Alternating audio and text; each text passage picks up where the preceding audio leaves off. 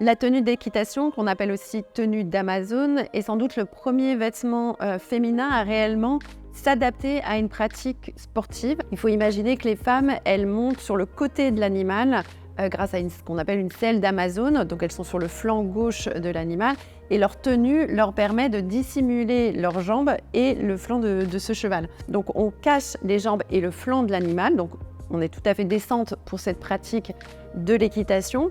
Mais l'astuce, c'est le boutonnage que l'on retrouve à 30 cm de la taille à l'intérieur et qui permet de relever la jupe quand cette jeune femme descend de cheval pour pouvoir librement marcher.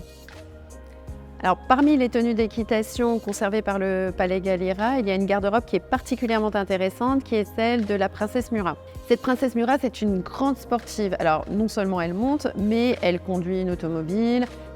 La chasse à courre reste une de ses activités favorites. Et pour cela, elle a tout un vestiaire vraiment spécifique, notamment des tenues d'Amazone, comme on voit ici, composées d'une veste longue, d'une culotte et d'une jupe tablier qui revient par-dessus la culotte. Il y a également un grand nombre d'accessoires, des chapeaux, des bottes.